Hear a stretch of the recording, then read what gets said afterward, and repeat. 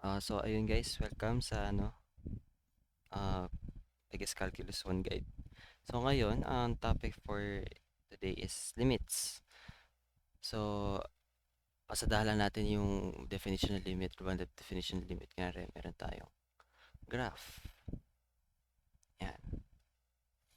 Sabihin natin uh, may value tayo ng x dito.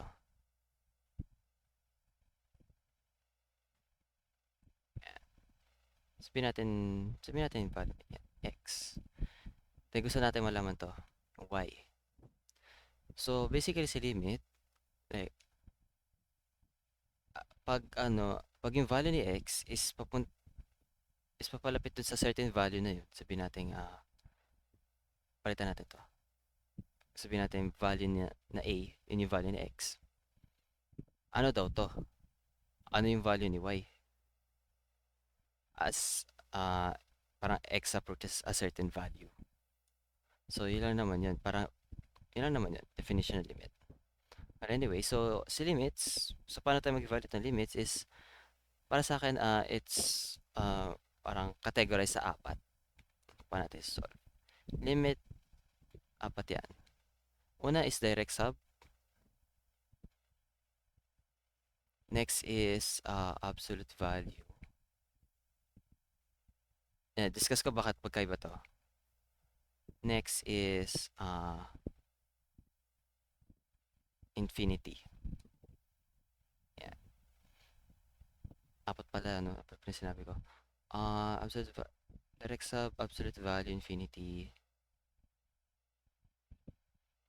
I guess pwede may sama try ko. Pero yeah. Yan yung parang pinaka main parts ng limits. So, focus muna tayo dito. Direct sub. So direct sub, parang ka lang nag-evaluate ng function, di ba? Kunwari, meron kang f of x is equal to x squared plus 1. Hanapin natin si f of 2. Di ba, gagawin lang natin is palitan lahat ng x ng 2. So, 2 squared plus 1, maging 4 plus 1 is 5. Diba? So, gano'n lang din kapag yung pag-limit. Sabihin natin limit ng x squared plus 5 as x approaches 0. Gagawin natin 2. So, para evaluate natin yung limit na to, pwede tayo mag-direct substitution. So, gagawin lang natin, itong x, palitan lang natin ng 2. So, magiging 2 squared plus 5, magiging 4 plus 5 is 9. Simple pa lang. Diba? So, I guess pwede ko nang skip tong part na to, direct sub. Pero, si direct sub may isang limitation. Magkakaroon ka ng limitations kay direct sub the moment na makakita ka ng fraction bar. Sabihin natin limit ng x squared plus 1 over x as x approaches 0. Yan. Well, most of the time, rule of thumb ko is pag nakita ko ng fraction bar, hindi na ako magda-direct sub. Lopitan na ako. Yan, lopitan yan. Pero explain ko lang bakit. Bakit hindi pwedeng gamitin ng trig sub? Ay, na trig sub. Ng direct sub. Sige, pag ginamitan natin direct sub to, di ba? Palitan natin 0 squared plus 1 over 0. Making 1 over 0. Ano napansin natin? Nagdi-divide tayo by 0, which is undefined. Di pwede yan. Pero, ang goal natin sa limit is, pag ganito, naka-fraction bar is, as much as possible, hindi tayo magkaroon ng undefined na sagot. Yun ang goal natin. So, paano ba natin isosolve to? Using L'Hopital. L'Hopital is basically derive, denote lang natin. Something like that. Ano mo ito exact notation, pero that will do. Like, derive mo lang yung taas, then derive mo yung baba. Yun na yun. Yun na yung limit mo. So, taking this as example, itong limit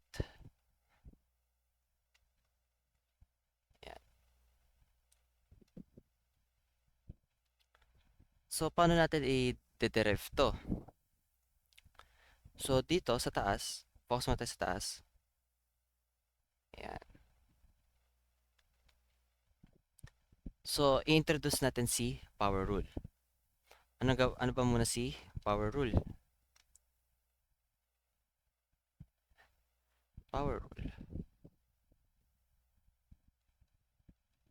So, si power rule, basically, may nating x squared. I-derive natin.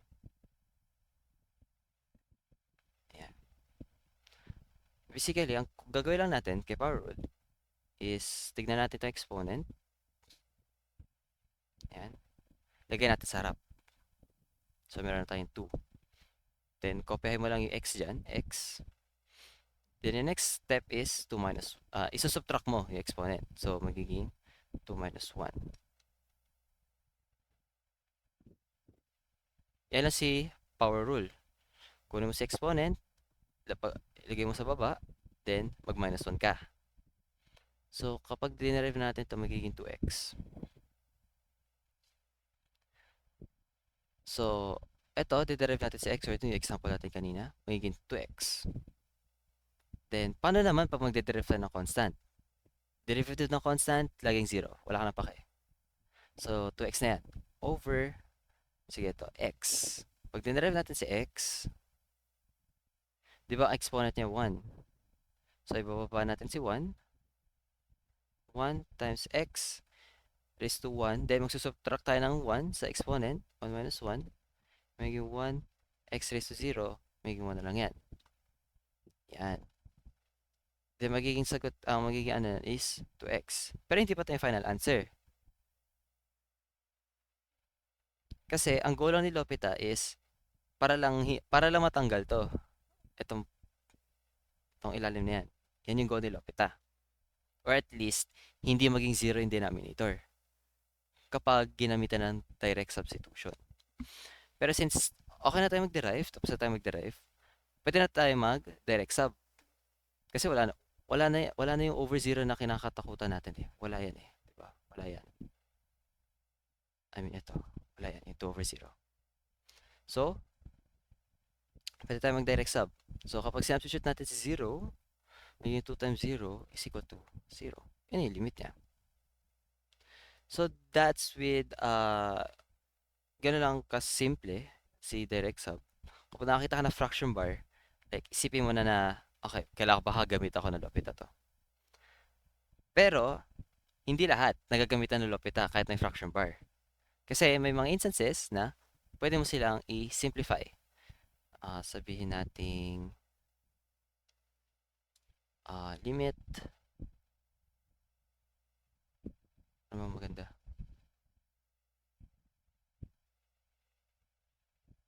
Okay. X plus 2, then x squared minus 4. Yan. Okay, at first glance, nakita mo na itong 2. I mean, negative 2. Then itong baba. Kapag sinubstitute ko yan, magiging 0. Pakita lang natin. Negative 2. Ay. Yan, negative 2 is equal to, ay, joke lang. Yan, negative 2 plus 2. Substitute natin negative 2 sa x, magiging 0. Which is ayaw natin yan. Diba? Ano ko ulit? I mean, pwede mong gamitan ng Lopita to.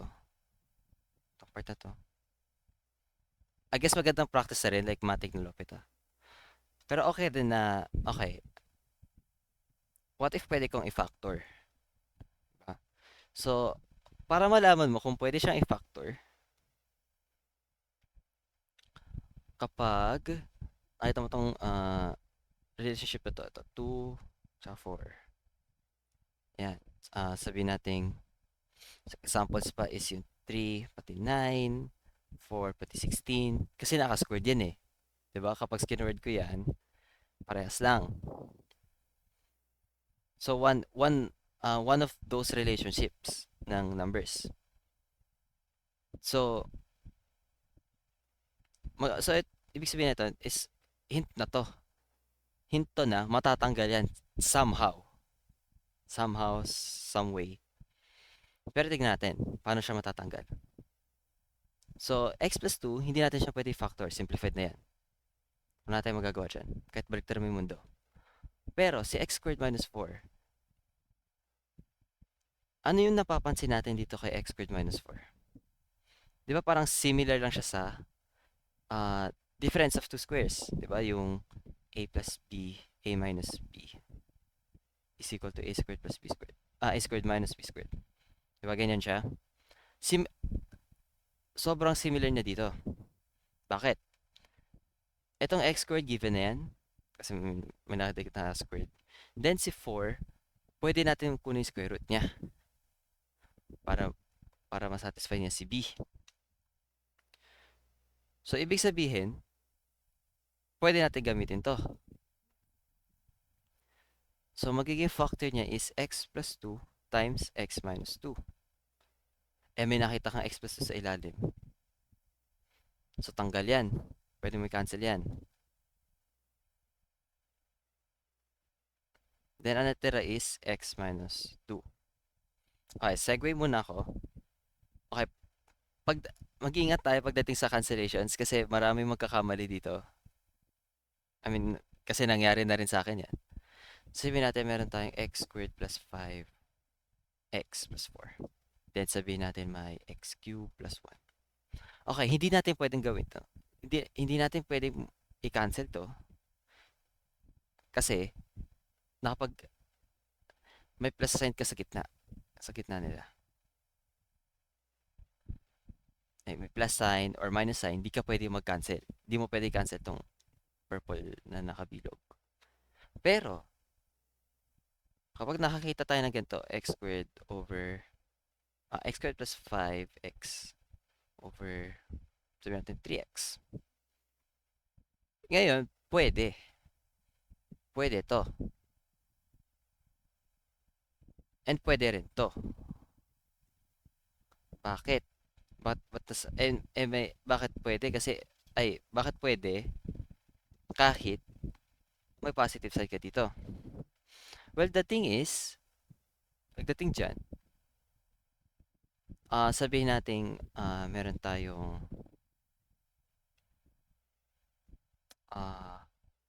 sabihin natin 1/2 plus 1/4. Tangent lang muna tayo dyan. Di ba ginagawa natin yan? Hinahanap natin yung LCD, then 4 divided by 2 is 2 times 1, 2 plus 1, something like that. Pwede natin siyang gawing 2/4 plus 1/4.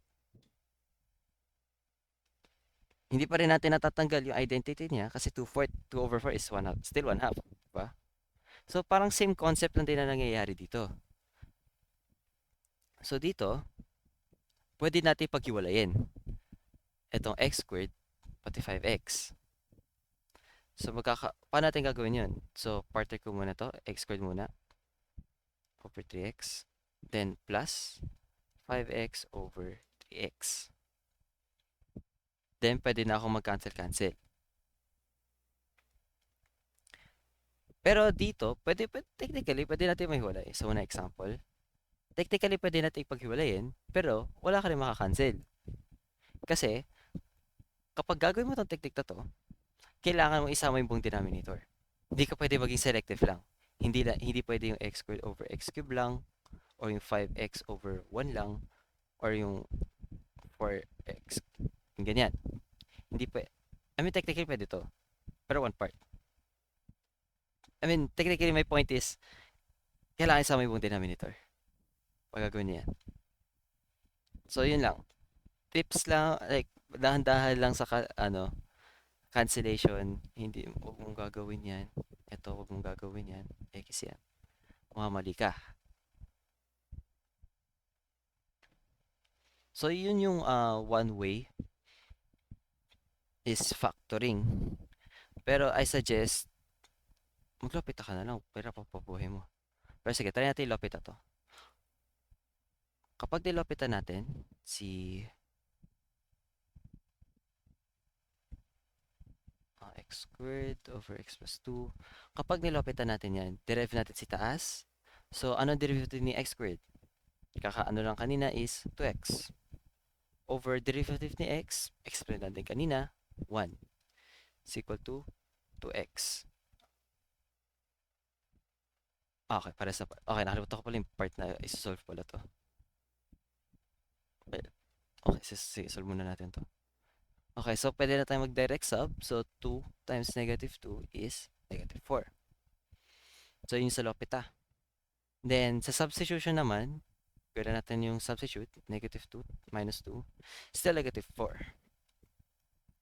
So, I suggest na mag-L'Hopital ka na lang. Pag nakita ka na fraction bar, L'Hopital ka na.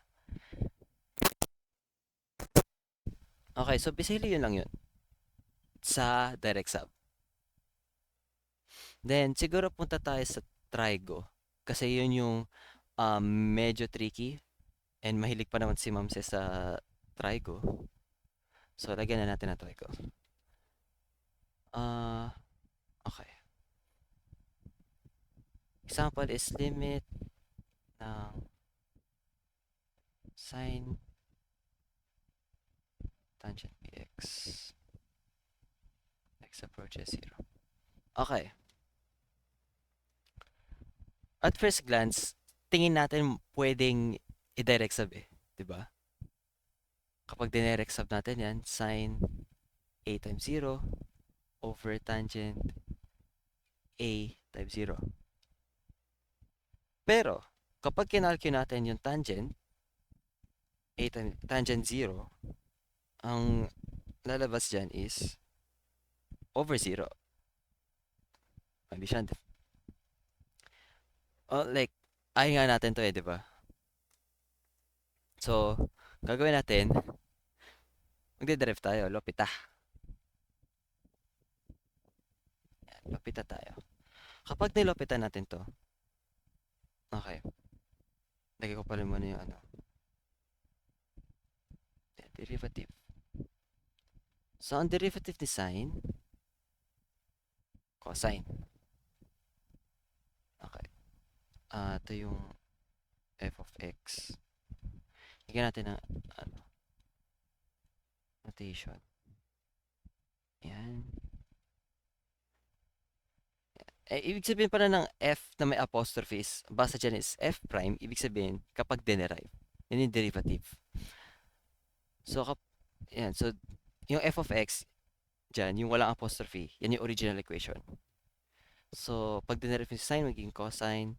Kapag si cosine, magiging sine, negative sign. Then si tangent, magiging secant squared. Kung tatanungin nyo paano yung nakuha yan, sobrang haba ng solusyon, hindi ko i-discuss yan. Kasi di pa yan sakop ng i-quiz nyo. Pero malay mo, di ba? Pero I doubt. So, may ano pa pala, yung iba. Si secant, cosecant, then cotangent.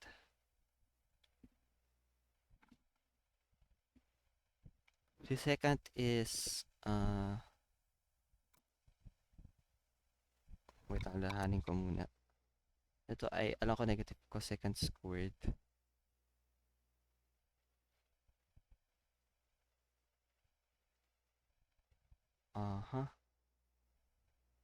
Cosec. Wait lang.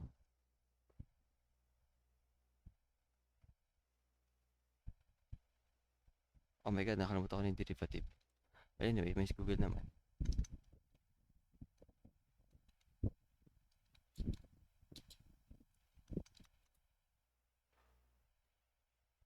Okay na.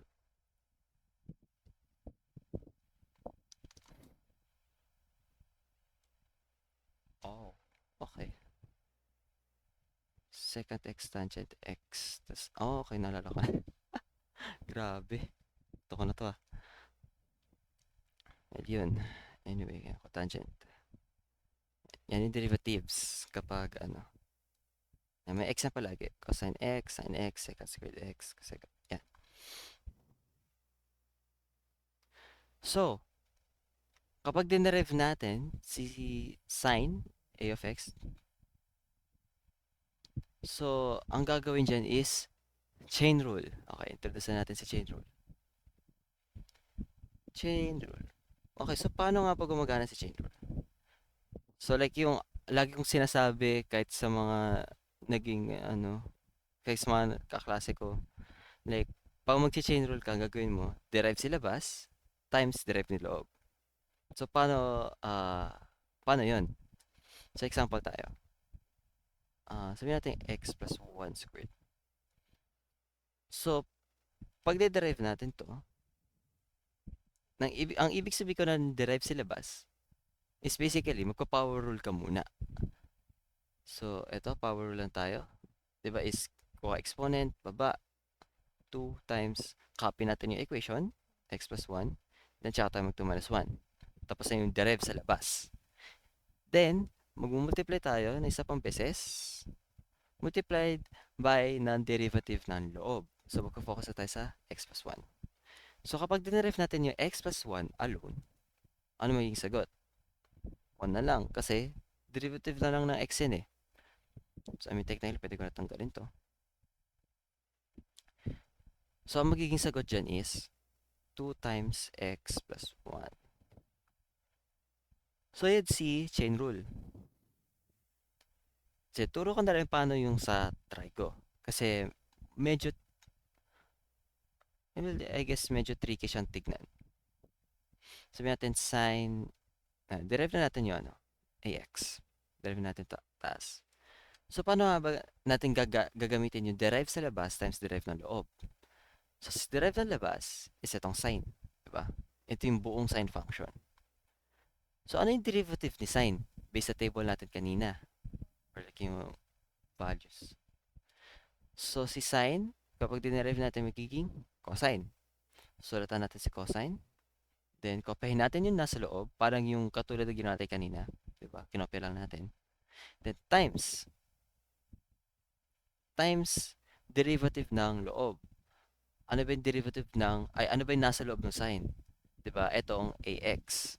So kapag dinerive natin tong ax, assuming natin yung a is constant, 'di ba? So a na lang 'yan. Well, ano na natin yung derivative? Sabihin natin may 4x ka dyan. Kung dinerive mo yung 4 na lang. Basically, ignore mo lang tong constant. Wala kang pake dyan. Wala ka muna pake at the moment. Pero pag sinabi natin 4x squared, yan, dyan tayo magkakaroon ng pake. Kasi di ba, sulat natin si 4. Then derivative ni x squared is 2x. So magkakaroon ka na ng pake dito sa 4 kasi multiply mo pa sa 2. Making 8x. So ano lang yun? Side note lang. Kasi, okay, ba't ko tinuturo agad yung derivatives? Kahit limits pa lang kayo. Kasi, dahil sa Lopita, si Sino yung Lopita, bakit ka nagde-derive agad? So, going back. So, gano'n na si chain rule. Derivative ng labas, which is yung buong sine. Pag dinerive mo is magiging cosine. Then, copy yung ax times derivative ng loob. Itong loob na ax. Derivative ni ax is a. Kasi, tatanggalin mo na naman yung x yun eh. So, okay na tayo sa sin x. So, i-rewrite ko lang to. Like, itong a, lipat ko sa harap. Para lang mas malinis tignan. So, magkakaroon ng a cosine ax over. Okay, si tangent. So, si tangent, ano yung kaparte niya sa derivative? Second squared. So, susulit ko na si second squared. Ano yung loob? Bx naman. Pero, kailangan pa natin itong loob. Derivative yung loob. So, ano yung derivative ni bx? B na lang. Kasi similar siya nung ax kanina. Then, pwede natin i-apply yung limit. Yan. Although kung wala kayong calcu, I mean, kung may calcu man, walang second. Kasi hindi mo, I mean, take away, pwede mong gawin yung 1 over cosine. 1 over cosine squared, pwede mong gawin yun.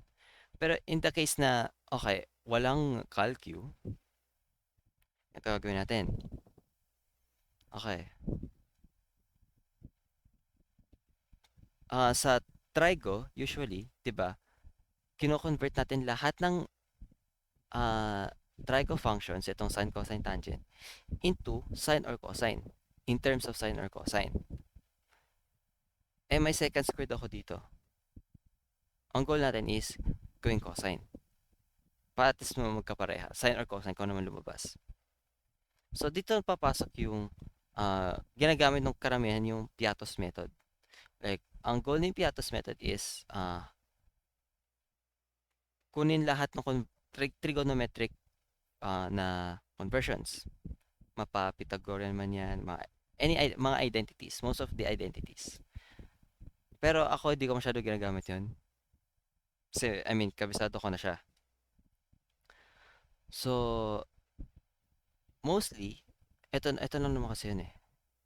Ito nag-revolve around sa second squared. Kasi yan yung pahirap ng buhay. Sa second, ang equivalent niya is 1 over cosine. Si cosecant is 1 over sine. Cotangent, 1 over tangent. Yan, tatandaan nyo lang yan. So, nangyari dyan is, pwede pala natin ignore to, no? Kasi constant lang naman yan eh. Wala silang pake dyan. So, sulat lang natin, a over b, times. Okay, meron akong cosine ax. Cosine ax. Then, kaka-convert lang natin ng second. Etong second na to, sa cosine. 1 over cosine. Eh, kaso naka-squared. This squared natin. Squared bx. Yan. Oh my god. Ang daming fraction. Ano na gagawin ko? First of all, cheer muna. The next step is, ito, iaangat ko lang dito. Paano ko gagawin yun? Susulat ko muna yung nasa numerator, which is cosine ax. Then, times. Okay, paano natin gagawin iaangat to? Basically, ang gagawin ko lang, reciprocal lang to. Kumbaga, babaliktarin ko lang yung pwede ng cosine squared pati 1. Diba? Diba? 1 half and 1 half. Kapag de-reciprocal ko yan, kapag de-reciprocal si 1 half, magiging 2 na lang. Kasi, papalitin ko lang yung pwesto nito. Magiging 2 over 1, which is naging 2. So, ganoon na din yung concept dito. Kung i-reciprocal natin. So, pagpapalitin natin yung pwesto ni cosine squared, tsaka 1. So, magiging cosine squared bx. Yan.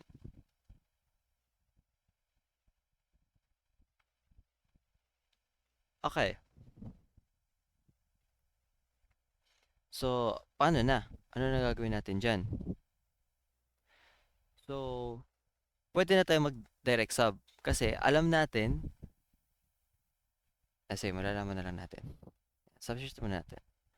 Cosine a times 0 times cosine squared b times 0. Yan. A times 0 is 0. B times 0 is also 0. At matitira na lang sa atin is cosine 0 times cosine 0. Pero, ano nga ba ang cosine 0? Di ba 1? Lagi yung 1. So, ang mangyayari dyan is a over b times 1, which is a over b na lang. Ibig sabihin, yan yung limit. Ito na yun, yan yung sagot. Sana nagigets nyo, kasi impromptu tong ginagawa ko, wala akong script. Pero anyways, hanap pa ako ng, okay, isa pang trigo. Last na trigo, then lipat tayong absolute value. Okay. Next is limit as alpha approaches 0. Ay, joke lang. Ano pala to? Uh, Theta approaches 0. Theta, okay, sine squared. Okay.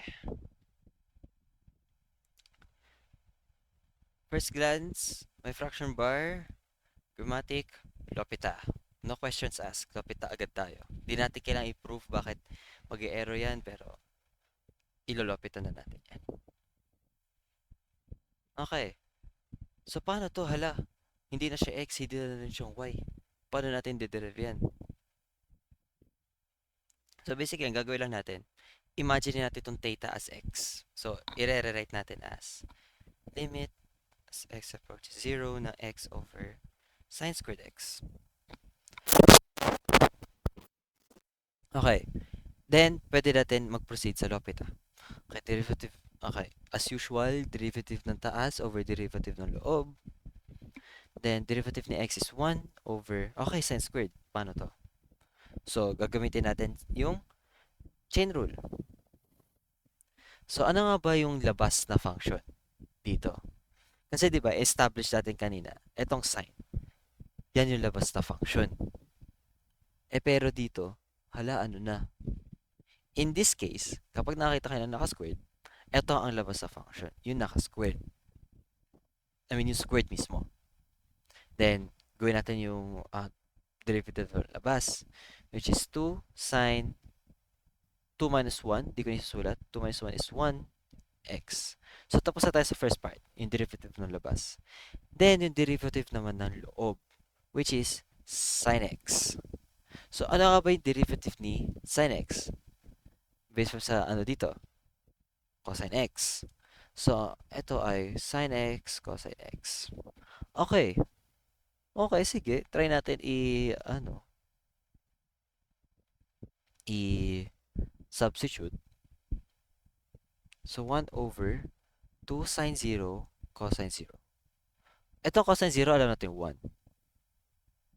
Pero, si sine 0 ay 0. Hala ka. Magkakaroon ng 1 over 0. Ginawa mo na lahat. Ginagawa na L'Hopital. Yan, yun lang ginawa natin. L'Hopital. Pero wala pa rin. Ibig sabihin, wala siyang limit. Kasi kahit anong mangyari, sige, kahit, I think naturo sa inyo is derive lang pa ulit-ulit to. Pero kapag dinerive ko lang ulit to sin x, cosine x, lalabas pa rin si sin. Kahit anong mangyari. Kasi dahil dito kay cosine. Kasi, di ba, derivative ni cosine is negative sin. So, lalabas si 0 kahit anong mangyari. So, di ko na kailangan isolve yan. So, ibig sabihin, ang limit ko ay no limit or undefined. Wala tayong choice. Yun yung sagot eh. Okay, tapos na tayo sa try ko.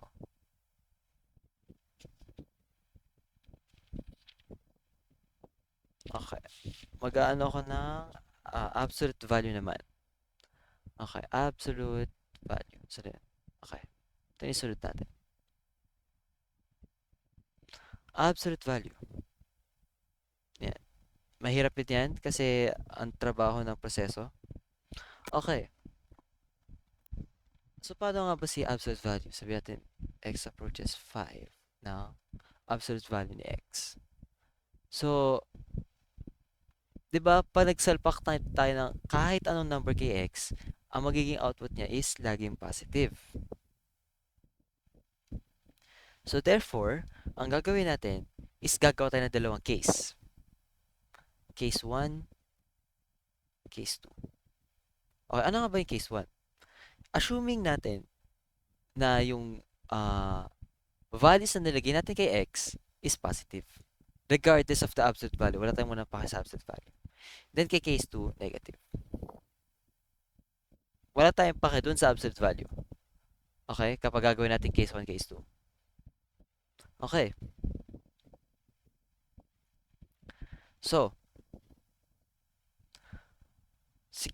punta tayo kay case 1. Kapag positive si x, so magkakaroon tayo ng limit as x approaches 5, limit ni x as x approaches 5.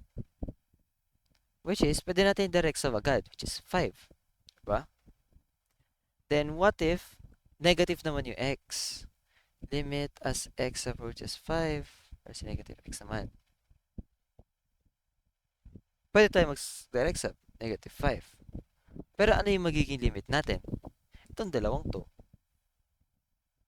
Itong dalawang to yung magiging limit natin.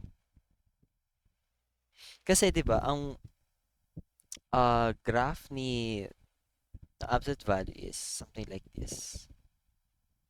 Para lang ma-visualize natin. Yan. Tama yan.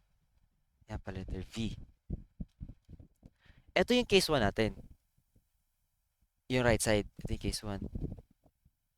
Ito naman yung case 2 din nasa left side. Yan. So, if x approaches 5, yan, sabihin natin x is 5 nandito. Ano daw to? 'Di ba? So, dalawa yung well, actually isa lang kasi 5. Yan.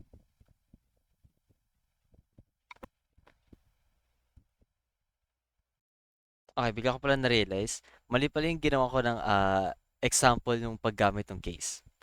Okay. Gagamitin lang pala natin tong si case. Eto. Yan, dalawang case na yan. Kapag may fraction bar. Sabihin natin 1 over absolute value ng x. Yan. Gagamitin natin pag may fraction bar. Pero dito, at this case, direct sub na lang to. So, pasensya sa aking pagkakamali. Ito na dapat yan. My bad, mali ako. Pero yeah, well anyway, sa example tayo ng limit na may absolute value. Limit as x approaches 0 na absolute value ni x over x. Okay. So, paano natin evaluate to? Kasi di natin pwede i-substitute si 0 kay x. Kasi magiging over 0. Magiging undefined. Ayaw natin nun. So, hindi na tayo makapaglopit Kasi ano yung derive dyan kay x? Sa absolute value x. Like, hindi siya differentiable. Kung tatanungin niyo kung bakit, malalaman niyo yan sa derivatives ng lesson. Bakit hindi siya differentiable. Okay. So, dito natin i-apply si case 1, case 2. So, case 1, kapag positive yung x na values natin. Okay. So, kapag positive si x, ibig sabihin,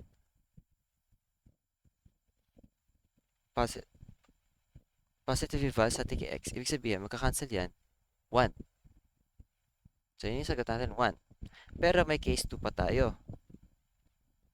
Kapag negative yung x. Kapag negative yung x, wag niyo isipin na isa-substitute natin sa absolute value na sign. I-ignore natin 'yan. Kasi nga 'di ba? Like pwedeng dalawa yung maging dalawang what do you call this? Cases. I mean, sabihin natin cases. Either positive si x or negative si x. Kasi kahit anong number salpak mo dyan sa absolute value is magiging positive pa rin. So, meron akong limit as x approaches 0. Pero this time, gawin natin negative x over x. Magka-cancel, magkakaroon ako ng negative 1. So, ano yung limit natin dyan? As x approaches 0. Ito ang dalawa. Pero paano natin susulat yun? Susulat natin siya as ganito. Yung para kay 1, limit as x approaches 0 from the right, yung may plus dyan sa gilid, ng absolute value of x is equal to 1. Then limit as x approaches 0 from the left ng function is negative 1. So, pwede natin i-sulat siya as ganyan.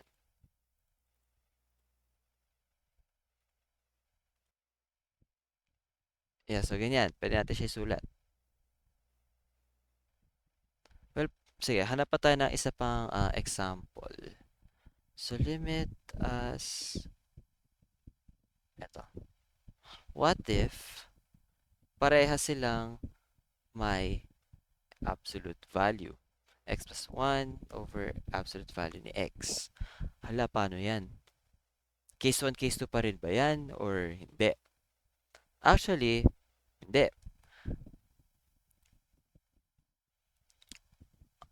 Ah, ito medyo special case ko to. Pero sige, unahin natin yung denominator. Ang possible values natin dyan is either positive or negative. Diba? Then dito, pwede rin positive, negative. Pero at some point, at some numbers, darating tayo dito sa point na negative. So, paano yun? So, gagawa tayo ng pangatlong case where x, uh, yung function numerator, sabihin natin, tuwagin natin itong f of x. Yan, f of x yan. Ito g of x. Yan, tuwagin natin yung f of x, dapat mag-equate sa 0. Yan yung pangatlong case natin. So, in total, may 5 tayong case.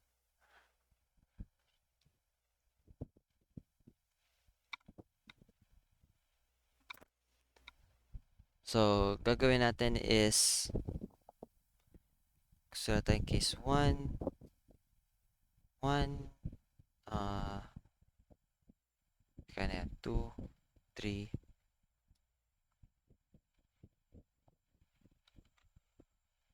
4, 5. Yan. Sa case 1, unahin natin yung denominator.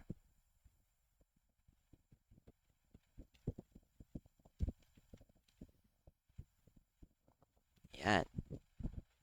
Ano natin gagawin yan? Sa case 1, positive daw to. So, ang mangyayari is, wait, never mind, mali pala ako. Hindi pala ito kasama. Ang magiging cases mo dyan is either positive, positive, positive, negative, negative, positive, then then negative, negative. Iba yung positive, negative dito sa negative, positive doon. No, never mind. Pares na, no, pares pala yun. I mean, magkaiba yung positive sa numerator, the negative sa denominator. Iba siya sa positive sa denominator, negative sa numerator. Magkibang case na yun. Okay, anyway. So, first case ay ito, yung positive, positive. Positive, positive. Paano tayo solve yan? So, kung values naman ni x is positive, so, positive na lang yan. Mangyayari dyan is positive x plus 1 over x is, eto pwede natin, yan, to. Hala ka, walang limit. Lapit na yan. So, magiging 1 over, magiging 1 na lang pala to. Limit. Kasi, di ba, ito ay 1, ito ay 1, ito ay 0, 1 over 1 is 1. Okay. So, meron na tayong una. Next case is, ang next case natin is positive, negative. Positive si numerator, negative si denominator. So, positive in numerator, so x plus 1 over negative x. So, lopitan na lang uli yan. So, magiging 1 over negative 1 is negative 1. So, meron tayo yan. Next case is saan ako? Positive, negative. Okay, doon na tayo sa negative, positive. Negative si taas, positive si baba. So, Paano natin gagawin yung negative? So, ano lang yan? Ah, negative x plus 1 over x. Negative 1 pa rin. Hala. Hindi, joke lang. Hindi hala yan. That's a good sign. Kasi alam mo, nasa tamang direksyon ka na. Okay, so nag-negative positive tayo. So, last, I think this is the last. Ah, yes, tama, last na to. Negative, negative. So, negative x plus 1 over negative x is still positive 1. So, paano na yan? Paano yung limit? Same lang din as kanina. Gayahin na lang yung format nung naka-yellow na box, then okay na.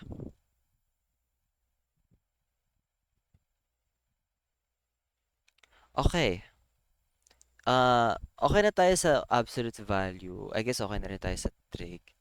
Pero hindi ko muna i-discuss tong infinity kasi separate ano na siya. Kasi iba na yung ah, the way na magsasolve.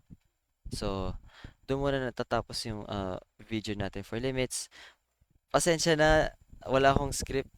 Kung napapalayo man lang ako ng topic, pasensya. Ako, ganun lang. I guess ako magturo. So, bye-bye.